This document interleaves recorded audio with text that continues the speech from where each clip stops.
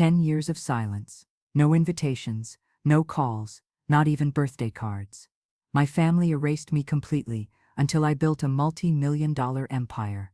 Then they showed up at my mansion's door, begging for help. What I did next changed everything forever. If you are watching this, kindly subscribe and let me know where you are watching from. And I hope that you're safe wherever you are. My name is Sarah Chen, and for most of my life, I was the shadow in my own family. Born into a working-class household in Phoenix, Arizona, I lived with parents who measured worth through report cards and trophies. My father, David, worked double shifts at an auto parts factory. My mother, Linda, cleaned office buildings at night to make ends meet. Every penny counted in our house. Every achievement mattered, except mine. My older sister, Jessica, was everything they wanted. Perfect grades, captain of the debate team, full scholarship to Stanford Business School. She walked through life collecting praise like flowers, while I sat in corners with sketchbooks, drawing houses that existed only in my imagination. When Jessica brought home another academic award, our small living room would fill with celebration. Dad would call his brothers to brag. Mom would post photos on Facebook with captions about her brilliant daughter. When I won the state high school art competition, Dad glanced at my certificate and said, "Art doesn't pay bills, Sarah. Focus on something practical."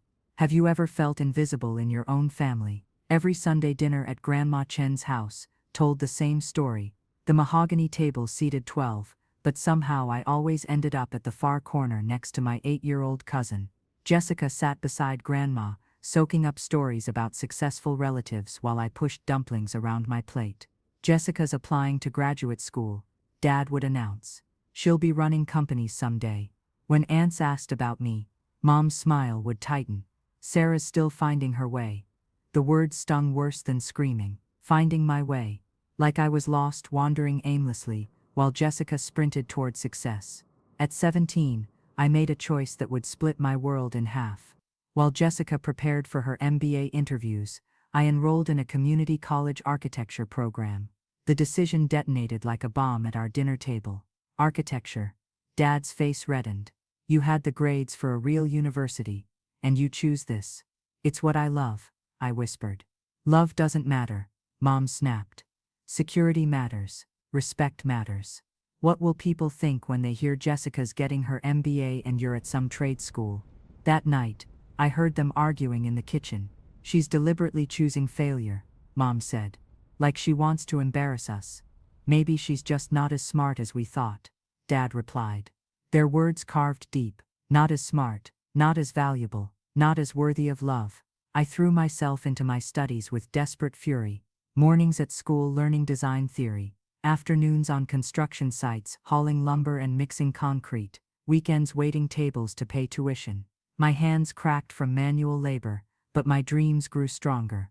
Jessica graduated summa cum laude and landed a position at a Fortune 500 company. The family threw a party that filled Grandma's backyard with relatives and neighbors. I worked a double shift that day, scraping together money for next semester's books. The photos appeared on Facebook later, everyone smiling, toasting Jessica's success. My chair sat empty at the table, like I'd never existed at all. But everything changed the day. Dad called me a failed experiment. The words came at Grandma's 80th birthday party. I'd saved for weeks to buy her a hand-drawn portrait of our family home, complete with the garden she'd tended for 40 years. My fingers ached from the detailed work, but her smile when she saw it made every hour worthwhile. "It's beautiful, sweetheart," Grandma whispered, tears in her eyes. But when Uncle Mike asked Dad about his daughters, the temperature dropped. "Jessica just got promoted to senior analyst." Dad beamed. Youngest person in company history to reach that level. The room erupted in applause. Jessica stood gracefully, accepting congratulations like a queen receiving tribute. "And Sarah?" Uncle Mike continued. Dad's smile faltered. His voice turned cold. "Sarah's still experimenting with her little art projects. You know how it is with some kids. One succeeds, one becomes a failed experiment." The room fell silent. Every face turned toward me. The portrait slipped from Grandma's fingers, hitting the floor with a soft thud. Failed experiment. Those words echoed in my skull like gunshots. Not struggling. Not finding herself. Failed experiment. I stood slowly, legs trembling. "Excuse me." I walked to the bathroom and locked the door. My reflection stared back, eyes red with unshed tears. In that moment I made a promise to myself that would define the next decade of my life. I would never again beg for their approval, never again sit at the children's table while Jessica received worship, never again accept being called a failure by people who'd never supported my dreams. That night, I deleted my family from my phone, blocked them on social media, drew a line in the sand that I swore I'd never cross again. 3 months later, I discovered just how deep their rejection ran. Thanksgiving morning, I drove to the family house, expecting the usual chaos of cooking and football. Instead, I found empty windows and silence. No cars in the driveway, no turkey scents wafting from the kitchen. I called Mom's phone with shaking fingers. "Oh, Sarah." Her voice was flat, emotionless. "We're at your Aunt Carol's this year. I figured you'd be too busy with school to join us." Too busy. The lie tasted bitter even through the phone. I wasn't invited. A pause. "Well, you've seemed so distant lately. We didn't want to pressure you." That evening, Facebook showed me the truth. Photos of the entire extended family gathered around Carol's dining room table. 43 people smiling at the camera. Grandma at the head table. Jessica cutting turkey like a ceremony. My absence wasn't even mentioned in the captions. They'd erased me so completely that my empty chair didn't even leave a shadow. Christmas came and went. No gifts, no calls. My birthday passed in silence. Jessica's wedding invitation never arrived. I learned about it from a coworker who'd seen the announcement in the newspaper. 300 guests celebrated while I worked overtime, pretending my heart wasn't breaking. The final blow came when Grandma had her heart attack. I rushed to the hospital with flowers and tears, desperate to see her. At the front desk, I gave my name to the receptionist. "I'm sorry," she said, checking her computer. "You're not listed as immediate family, only immediate family can visit." "But I am family," I pleaded. "Sarah Chen. She's my grandmother." The woman's face softened with pity. "I can only go by the list they provided. Would you like to leave the flowers at the nurse's station?" Through the glass doors I saw them. Mom, Dad, Jessica, aunts and uncles clustered around Grandma's bedside. They'd deliberately removed me from the visitor list. Even in crisis, I remained the experiment that failed. That day, I understood with crystal clarity that I was truly alone. But sometimes, being alone is exactly what you need to discover who you're meant to become. The hospital incident shattered something inside me that I didn't know could break twice. As I placed Grandma's flowers at the nurse's station, watching my family through glass walls like an exhibit in a museum, I felt the last thread of connection snap. They hadn't just forgotten me. They'd actively worked to erase me. Walking to my beat-up Honda in the parking garage, I made another vow. If they wanted me gone, I'd disappear completely. But I'd disappear upward, not downward. Into success, not failure. The next 2 years blurred together in a haze of concrete dust and blueprint ink. I transferred to Arizona State's architecture program, working 3 jobs to pay tuition. Construction sites at dawn, classes until noon, restaurant shifts until midnight. My body ached constantly, but my bank account slowly grew. Every semester I reinvested profits from small construction jobs into bigger tools, better equipment, stronger connections.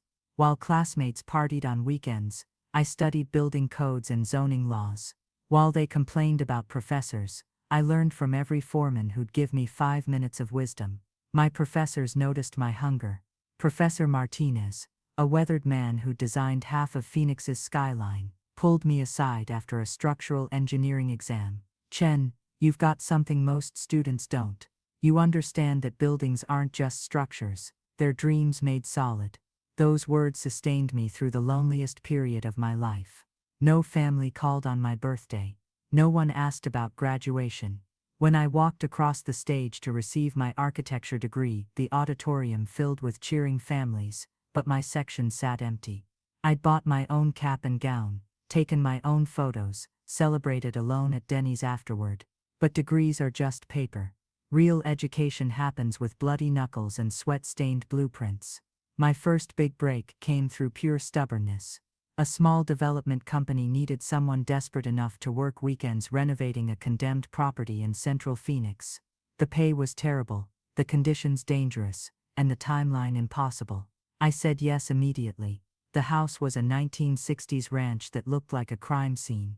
Holes in the roof, floors rotted through, electrical systems that belonged in a museum. Most people would have bulldozed it and started fresh. Instead, I saw potential. For 6 months, I lived and breathed that house.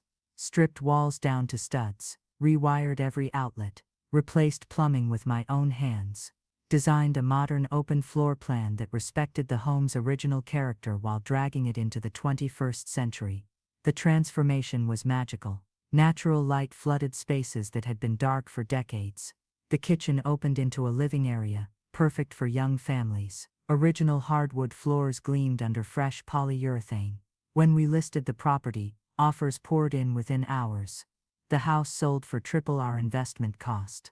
My cut was enough to buy my next project, then another, but success meant nothing without someone to share it with. I tried reaching out once, calling Mom after my third successful flip. Pride bubbled in my voice as I described the Victorian mansion I'd saved from demolition. The young couple who'd cried tears of joy at the closing. "That's nice, dear," Mom said flatly. "But when are you going to get a real job? This flipping houses thing sounds like gambling." Click. The dial tone echoed in my empty apartment. That night, I stared at my phone for hours, thumb hovering over Dad's contact, but I couldn't bring myself to call. Their rejection had taught me a valuable lesson about self-preservation. Some bridges aren't worth rebuilding. Instead, I poured my need for family into my work crew. Miguel, the electrician who treated every job like art. Rosa, the plumber who taught me that honest work has its own dignity. James, the painter whose attention to detail matched my own obsession with perfection. We became something more than coworkers. We became chosen family. When Miguel's daughter needed surgery, we pooled resources to cover his insurance deductible. When Rosa's husband lost his job, we found him work on our sites. When James's mother passed away, we served as pallbearers at her funeral. They celebrated my successes without jealousy, supported my failures without judgment, treated my dreams like they mattered. Blood doesn't make family. Loyalty does. By my 28th birthday, I owned 6 rental properties and had completed 20 successful renovations. My company, Phoenix Rising Construction, employed 12 people full-time. Local real estate agents knew my name. Homeowners sought me out for custom work. But I still lived in the same modest apartment, drove the same dented Honda, wore the same work boots I'd bought 5 years earlier. Success felt hollow when you had no one from your past to witness it. That emptiness was about to change in ways I never could have imagined. The call came on a Tuesday morning while I was reviewing blueprints for a historic hotel renovation downtown. My assistant, Maria, knocked on my trailer door with an expression I'd never seen before. "Sarah, there's a reporter here, says he wants to interview you for Arizona Business Weekly." My stomach dropped. Publicity meant attention. Attention meant family might notice. I'd spent 5 years building success in the shadows, deliberately avoiding spotlights that might draw unwanted eyes. Tell him I'm too busy. He says he's writing about young entrepreneurs who are changing Phoenix's landscape. Your name came up in 3 different interviews. 3 different interviews. That meant other people were talking about my work, spreading my name through channels I couldn't control. The reporter, a thin man with kind eyes named David Walsh, spent 2 hours asking questions that nobody in my family had ever bothered to ask. What inspired my design choices? How did I balance historical preservation with modern functionality? What drove me to save buildings others wanted to demolish? For the first time in years, someone wanted to understand my vision rather than dismiss it.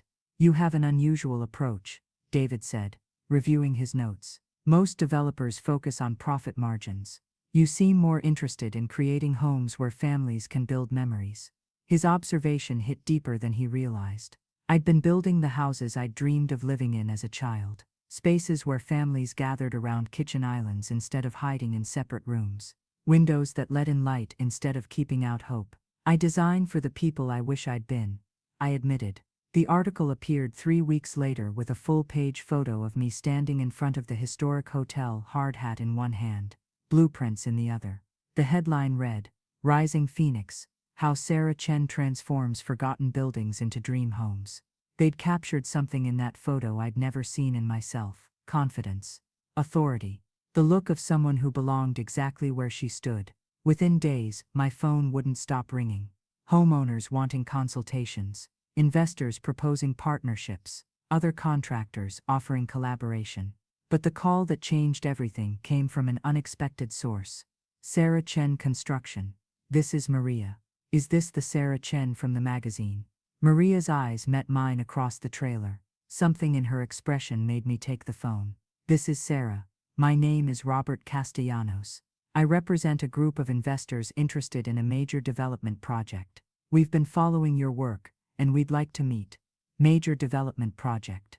The words sent electricity through my veins. We met at a downtown steakhouse that cost more than I'd spent on food in the past month. Robert arrived with 2 partners and a briefcase full of architectural renderings. We want to develop a luxury residential community in North Scottsdale, Robert explained. 40 custom homes, each designed to complement the desert landscape while providing modern amenities. We need someone who understands both craftsmanship and vision. The project budget made my head spin. 8 figures, more money than I'd made in my entire career combined. Why me? I asked. There are developers with decades more experience. Robert smiled. Experience doesn't always equal innovation. We want someone hungry enough to make this project legendary. I signed the contract that night in my apartment, hands trembling as I wrote my name. The advance payment alone was enough to buy the house I'd been renting for 3 years. Instead, I did something that would define the next phase of my life. I bought land, 7 acres in Paradise Valley, with mountain views that stretched to the horizon and soil rich enough to support the gardens I'd dreamed about since childhood. I spent weeks walking every inch of that property, imagining the house that would rise from its foundations. Not just a house, a statement. For 2 years I poured every ounce of creativity and craftsmanship into that project. The main house sprawled across 6,000 square feet, with walls of glass that brought the desert inside. The kitchen could serve 20 people comfortably. The master suite opened onto a private courtyard with a fountain that sang with moving water. But the crown jewel was my office. Floor-to-ceiling windows faced east toward the sunrise. Built-in bookshelves held architecture journals and novels in equal measure. A drafting table sat positioned to catch perfect morning light. From that office, I could see the entire valley spread below like a map of possibilities.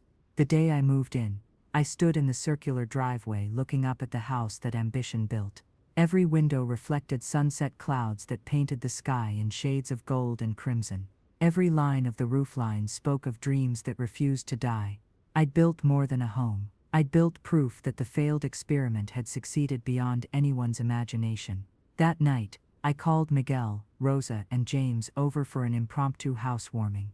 We sat on my back patio sharing pizza and beer while the city lights twinkled below us like earthbound stars. "You did it, boss," Miguel said, raising his bottle in salute. "You really did it." I looked around at the faces of people who'd believed in me when belief was scarce, who'd worked beside me when work was all I had, who'd celebrated my victories without expecting anything in return. This was family. This was home. But deep in my heart, a small voice whispered questions I wasn't ready to answer. Did my blood relatives know about my success? Had they seen the magazine articles? Were they proud, ashamed, or indifferent? I pushed those thoughts away and focused on the present, on friends who chose to be here rather than people who'd chosen to abandon me. Some questions are better left unasked. Some doors are better left unopened. I had no way of knowing that some doors open themselves whether you're ready or not. Success in Phoenix's development world grows exponentially. One prestigious project leads to 3 more. 3 leads to 10. Within 18 months of completing the Scottsdale luxury community, Phoenix Rising Construction employed 47 people and maintained a waiting list of clients stretching 2 years into the future. My personal net worth crossed 8 figures on a Wednesday that felt like any other Wednesday. I was reviewing proposals in my home office when Maria called with the news. "The Meridian Casino project closed escrow," she said. "Your share of the profits just hit your account." I pulled up my banking app with shaking fingers. The number seemed impossible. More money than Dad had earned in his entire career at the auto parts factory. More than Mom had made cleaning offices for 2 decades. More than Jessica would see in her corporate job for the next 5 years. The thought of Jessica brought an unexpected pang. 10 years of silence had dulled the sharpest edges of rejection. But family wounds never fully heal. They just scab over, waiting for the right pressure to break open again. I'd built an empire, but I'd built it alone. That isolation ended abruptly when Arizona Business Weekly named me their Entrepreneur of the Year. The magazine cover featured a professional photo of me in a navy blazer, standing in front of my Paradise Valley home, with the valley spread behind me like conquered territory. Inside, a 6-page spread detailed my journey from community college student to millionaire developer. They'd interviewed former professors, current employees, satisfied clients. Everyone painted the same picture: a woman who combined artistic vision with business acumen, who treated workers like family and clients like friends. Sarah Chen doesn't just build houses, Professor Martinez was quoted saying. She builds dreams. And she does it with more integrity than anyone I've known in 30 years of teaching. The morning the magazine hit newsstands, my phone exploded. Congratulations from colleagues. Interview requests from other publications. Investment opportunities that would have seemed like fantasy 5 years earlier. But buried in the flood of professional praise were messages that made my blood run cold. A text from a number I didn't recognize: saw your magazine cover. Always knew you had potential. Aunt Carol. An email from a cousin I hadn't spoken to since high school: so proud to be related to you. We should catch up soon. A voicemail from Uncle Mike, his voice artificially warm: Sarah, honey, we've been thinking about you so much lately. Call us back when you get a chance. Each message felt like a spider crawling across my skin. These weren't people reaching out from genuine affection. These were opportunists who'd ignored me for a decade, suddenly remembering our shared DNA. I deleted every message without responding, but the calls kept coming. Long-lost relatives emerging from shadows like roaches when lights go out. Each one wanting to reconnect, to catch up on old times, to celebrate your amazing success. None mentioned the years of silence. The missed birthdays, holidays, graduations, the hospital visits where I wasn't welcome.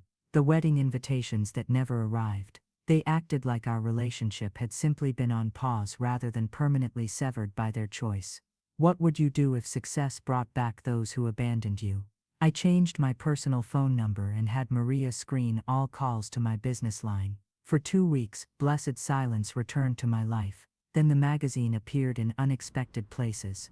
My dentist's waiting room, the coffee shop I frequented, the gym where I worked out before dawn. Everywhere I looked, my face stared back from glossy pages.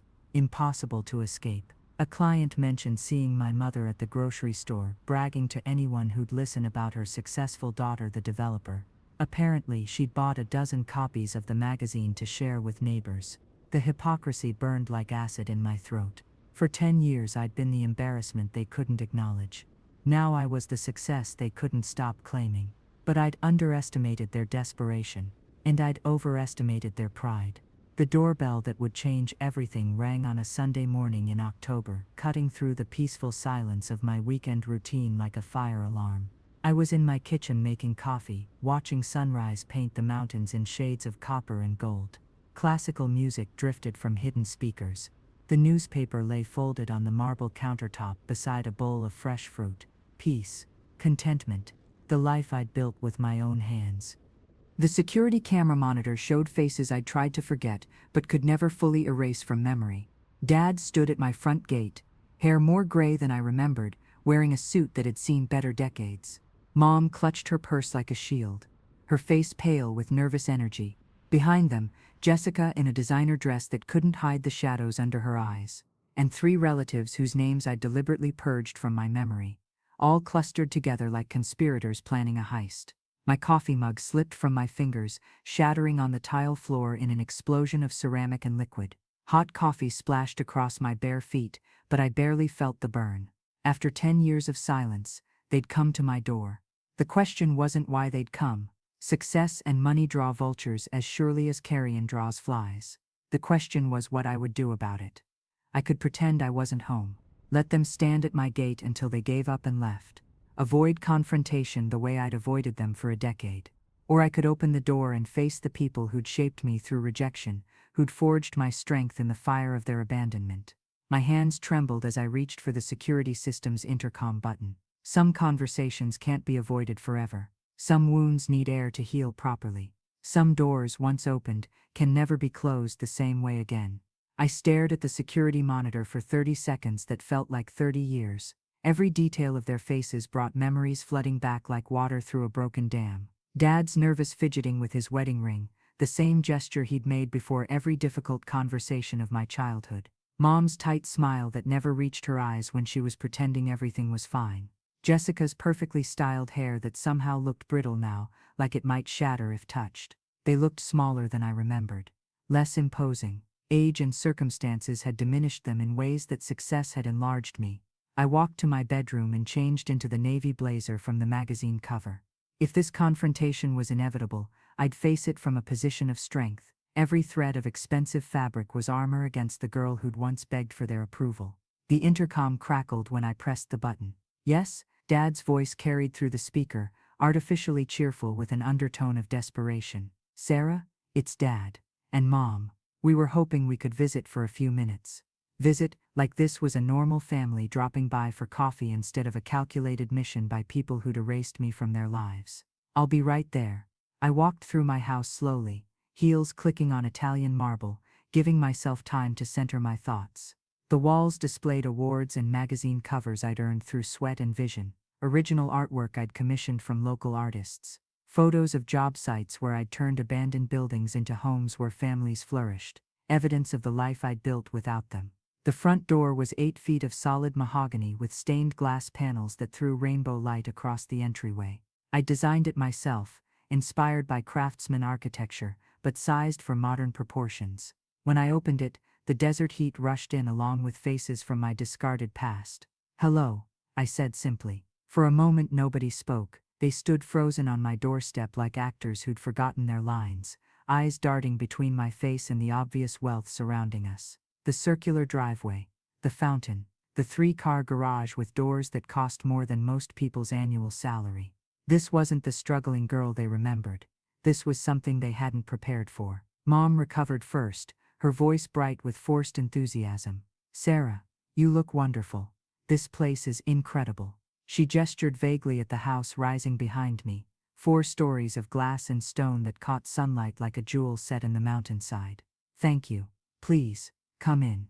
I stepped aside, watching their faces as they entered the foyer. The chandelier alone cost more than the car Dad had driven to my high school graduation. Persian rugs from my travels to Iran and Turkey covered floors of polished travertine. Original paintings by Phoenix artists lined walls painted in warm earth tones.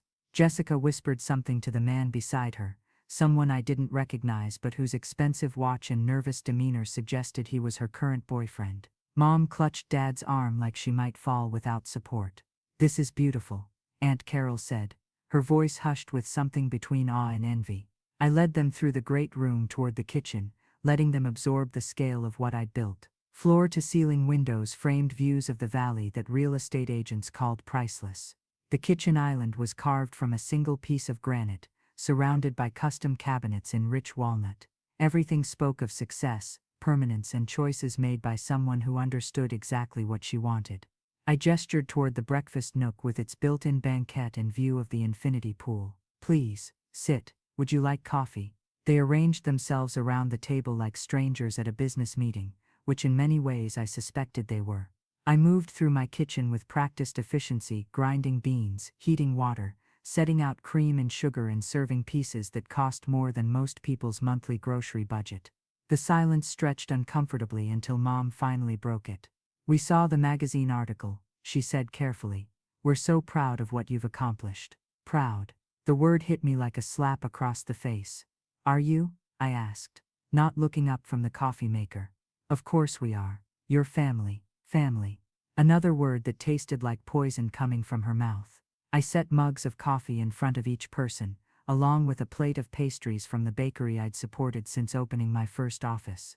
Then I sat across from them, hands folded calmly in my lap. It's been 10 years, I said quietly. The statement hung in the air like smoke from an extinguished fire. Jessica stared into her coffee mug. Dad cleared his throat but said nothing. The relatives exchanged glances that spoke of conversations held before this visit, strategies planned and roles assigned. "We know it's been too long," Mom said finally. "Life gets so busy, you know how it is. Busy." As if a decade of silence was simply a scheduling conflict rather than deliberate exclusion. "I don't, actually," I replied. "I don't know how it is to be too busy to call your daughter for 10 years. Too busy to invite her to family gatherings. Too busy to include her in weddings or hospital visits or holidays." The color drained from several faces. Jessica's boyfriend shifted uncomfortably, clearly wishing he was anywhere else. "Sarah," Dad said, his voice carrying the same tone he'd used to discipline me as a child. "There's no need to dwell on the past. We're here now." "Why?" The question was simple but loaded with a decade of hurt and anger. They'd come for a reason, and that reason wasn't sentimental longing for family connection. More uncomfortable glances, more throat clearing. Finally, Jessica spoke for the first time since entering my house. "I'm going through a difficult divorce," she said, her voice small and uncertain. "The legal fees are substantial, and there are some financial complications." Financial complications. There it was, the real reason for this unexpected reunion. "I see," I said calmly.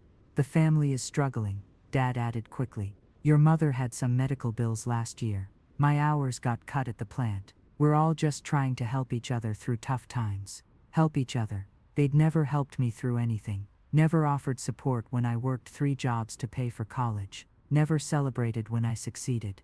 Never acknowledged when I'd tried to help them. But now they needed money, and suddenly I was family again. I leaned back in my chair, studying their faces with the same analytical eye I used to evaluate construction projects. Desperation disguised as casual concern. Greed wrapped in family obligation. Need masquerading as love. "How much?" I asked. The bluntness of the question startled them. Jessica's boyfriend actually flinched. "It's not about money," Mom protested. "We just wanted to reconnect, to be a family again." I stood up slowly, walked to the window that overlooked my pool and gardens, and turned back to face them. The morning sun streamed through the glass behind me, putting my face in shadow while illuminating theirs with harsh clarity.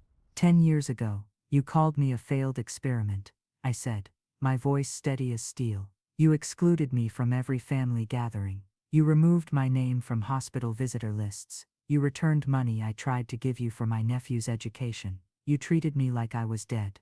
The silence that followed was deafening. "And now you're sitting in the house that failed experiment built, drinking coffee that failed experiment bought, asking that failed experiment for money to solve problems you never shared with her." Jessica's boyfriend cleared his throat. "Look, Sarah, I think you're being a little harsh here. Family should help family, regardless of past misunderstandings."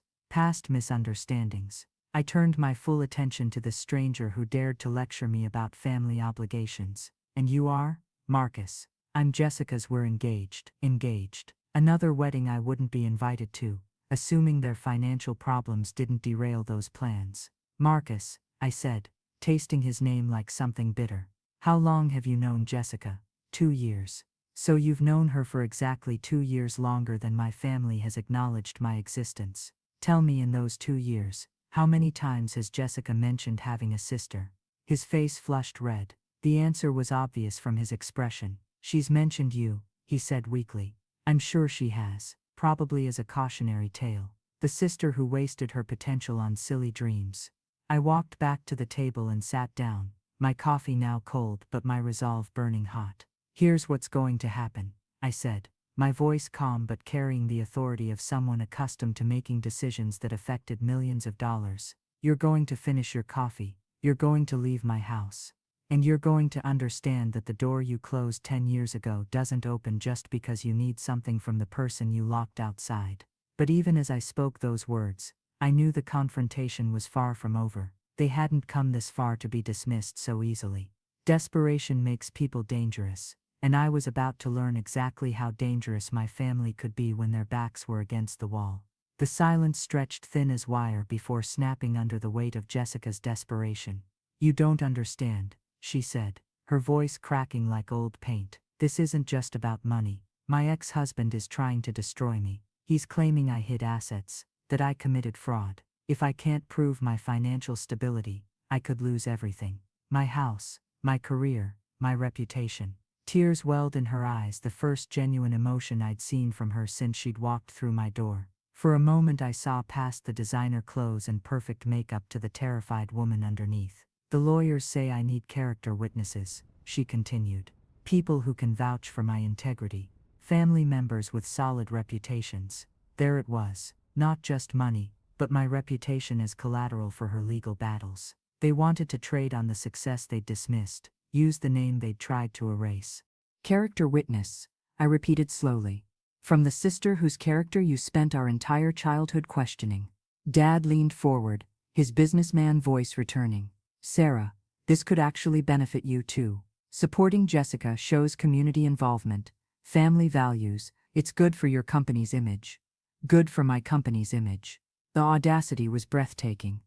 My company's image is built on integrity, hard work, and keeping promises, I said. Values I learned despite my family, not because of it. Marcus leaned back in his chair, his patience clearly wearing thin. Look, Sarah, I get that there's some family drama here, but at the end of the day, blood is blood.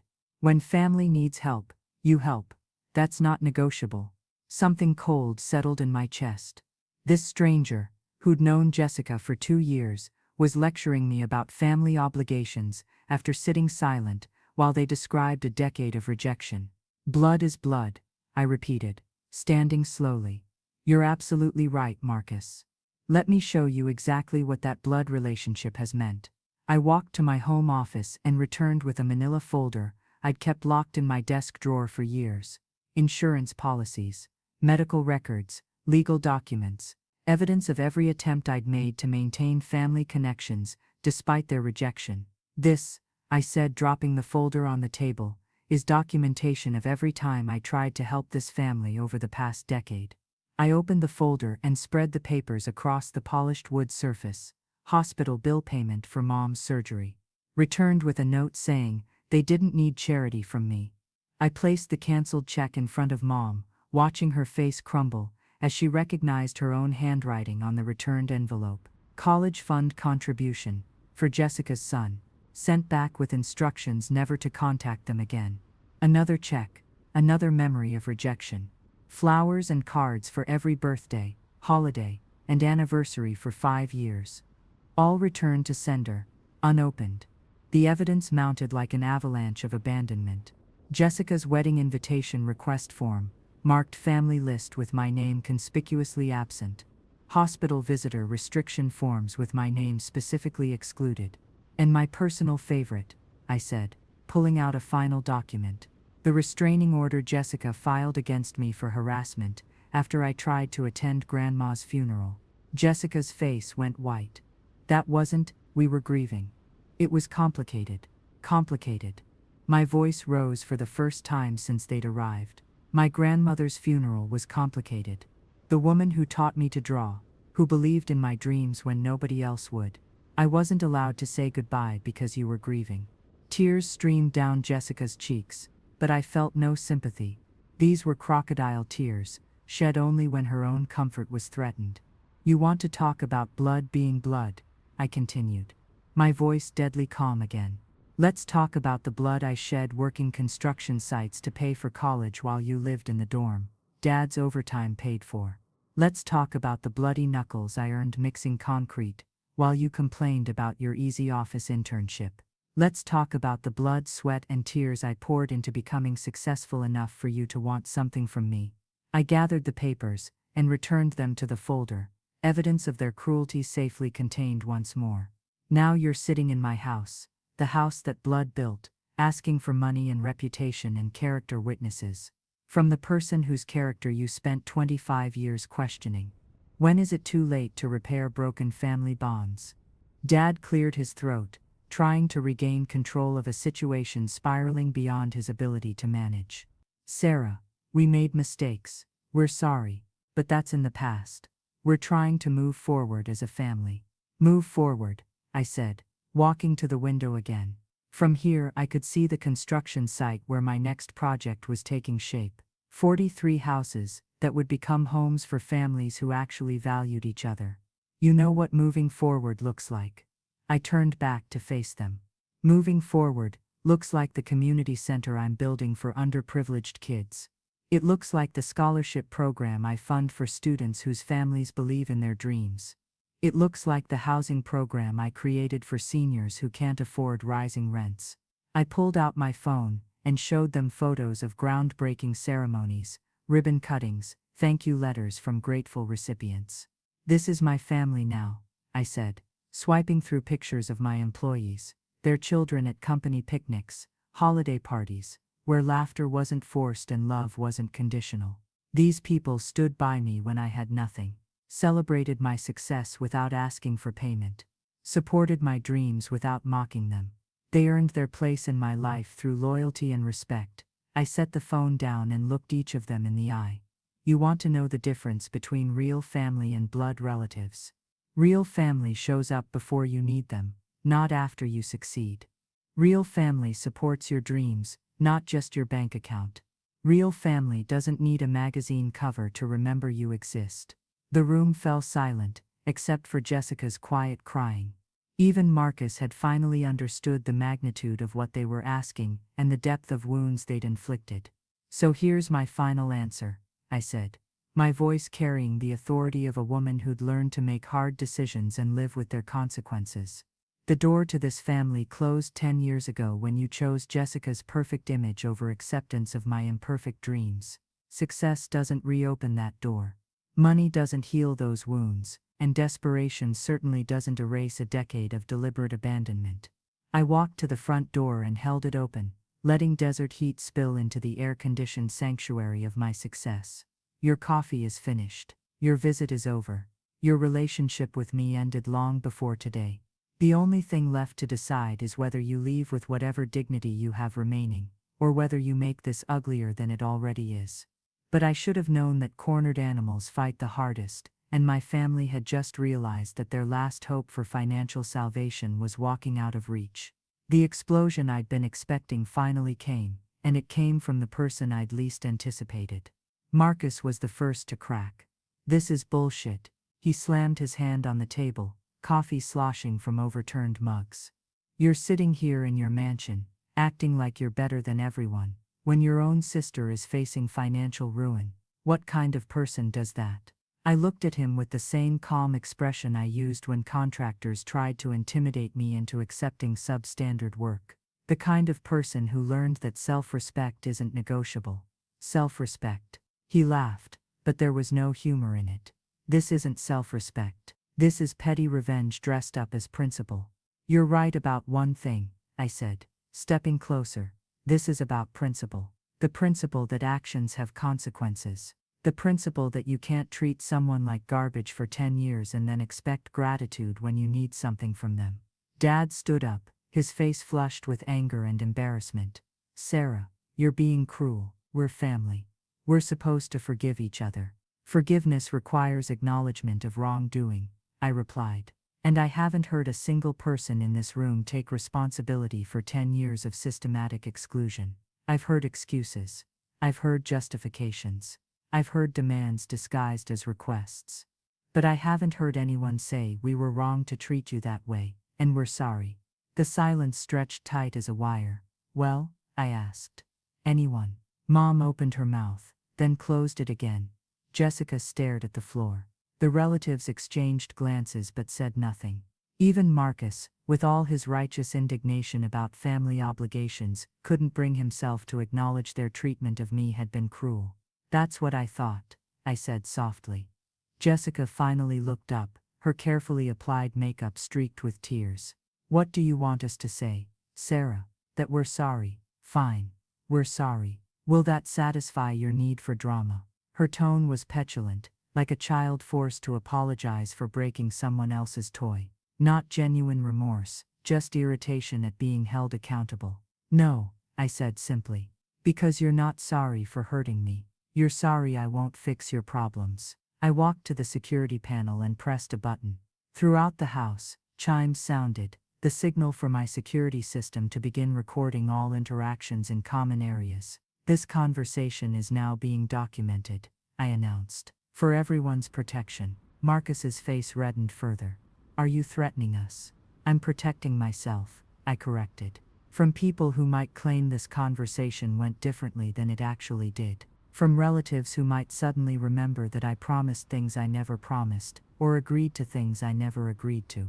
The implications hung heavy in the air. They'd come here hoping to manipulate family connections into financial support. Instead, they'd walked into the home of a successful businesswoman who'd learned to document everything and trust nothing to good intentions. You've changed, Mom said, her voice small and hurt.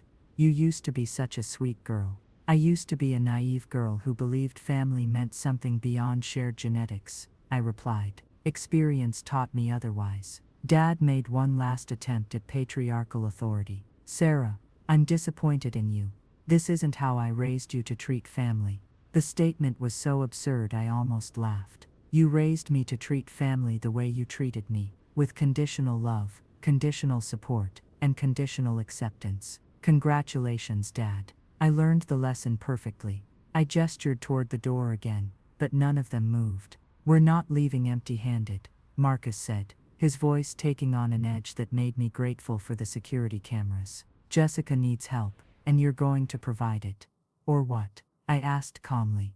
The question seemed to surprise him. He'd expected intimidation to work, assumed that family pressure would overcome my resistance. Or we'll make sure everyone knows what kind of person you really are, he said. Cold, heartless, someone who abandoned her own family when they needed her most. Now I did laugh, sharp and genuine.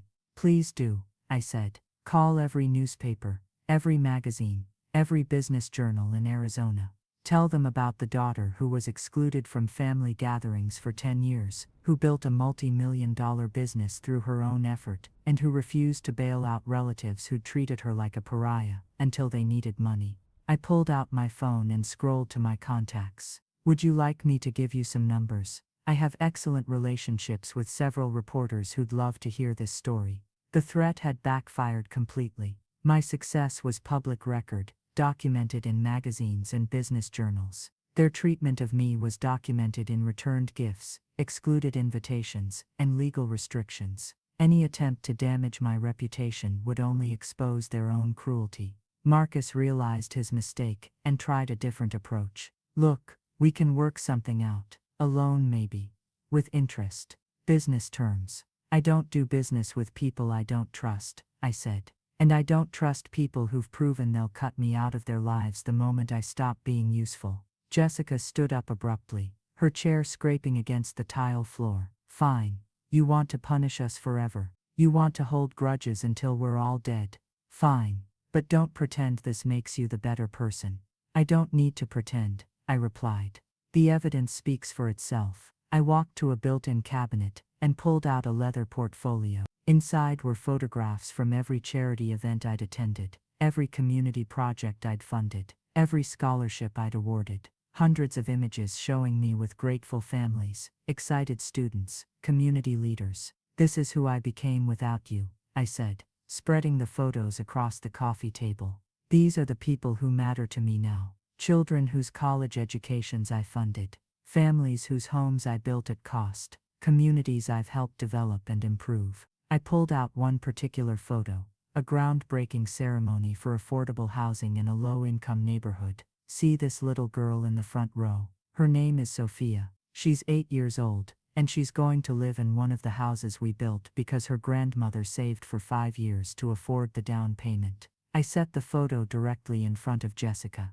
Sophia's grandmother reminds me of our grandma. She believes in hard work, family loyalty, and the importance of keeping promises. The difference is, when Sophia grows up and succeeds, her grandmother will celebrate with her instead of abandoning her. The comparison hit like a physical blow. Jessica flinched as if I'd slapped her. That's my legacy, I continued, gathering the photos back into the portfolio. Not the money in my bank account or the size of my house. The lives I've improved, the dreams I've supported, the promises I've kept. I looked around the room at faces that had once held power over my happiness, my self-worth, my sense of belonging in the world. You taught me something valuable, I said. You taught me that blood doesn't guarantee love, that family is something you build through choice and commitment, not something you inherit through genetics. I walked to the door and held it open wide, letting bright sunlight spill across the threshold. Thank you for that lesson. It was painful to learn, but it made me stronger, kinder, and more selective about who I allow into my life. One by one, they rose from their seats. The relatives shuffled toward the door without meeting my eyes. Marcus muttered something under his breath that I chose not to hear. Dad paused at the threshold, opened his mouth as if to speak, then thought better of it. Mom stopped directly in front of me, close enough that I could smell the perfume she'd worn throughout my childhood. I hope you find happiness, Sarah, she said softly. I already have, I replied. It just doesn't include you. The words weren't cruel, just matter of fact, a statement of reality rather than an attack. She nodded slowly, understanding finally dawning in her eyes. This wasn't anger or revenge or a negotiating tactic. This was closure. This was the natural consequence of choices made over 10 years of deliberate exclusion. Jessica was the last to leave. She paused in the doorway and looked back at the house that represented everything she'd once dismissed as impossible. I used to think you were the failure in our family, she said quietly. You were right, I replied. I failed at being the person you wanted me to be. Fortunately, I succeeded at being the person I was meant to become. She walked away without another word. I closed the door and stood in my foyer for a long moment, listening to the sound of car engines starting, tires crunching on gravel, voices fading into distance. Then I walked to my kitchen, swept up the broken coffee mug, and poured myself a fresh cup. I took it to my office and sat at the drafting table where I did my best thinking. Outside the window, the city I'd helped build stretched toward mountains that caught the afternoon sun like molten gold.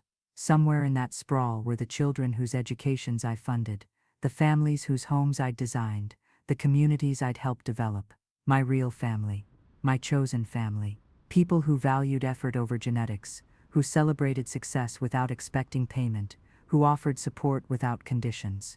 I pulled out the plans for my next project, a recreation center for at-risk youth, complete with art studios, where young dreamers could sketch impossible houses and believe they might someday build them. The intercom buzzed. Maria's voice came through the speaker. Sarah, Miguel called. The whole crew wants to take you out for dinner tonight. They said something about celebrating another successful negotiation. I smiled, understanding that my security cameras had probably captured more than just my family's visit. My employees, my chosen family, had witnessed the confrontation and wanted to remind me where I truly belonged. Tell them I'll meet them at Rosa's restaurant at 7, I said. And Maria, book the private dining room. Tonight's celebration is on the company. Will do. And Sarah, for what it's worth, I'm proud of how you handled that. Proud. From someone whose opinion actually mattered. I returned to my drafting table and picked up my pencil. There were dreams to design, communities to build, lives to improve. The work that had sustained me through rejection would continue to define me through success. Outside, the desert sunset painted the sky in shades of triumph. Inside, the house I'd built with my own hands sheltered the peace I'd earned through perseverance. Some doors, once closed, should stay that way. But other doors, doors to opportunity, creativity, genuine connection, and purposeful work, those doors stay open forever when you're brave enough to build them yourself. If this story moved you, smash that like button, share it with someone who needs to hear this message, and subscribe for more inspiring stories of triumph over adversity.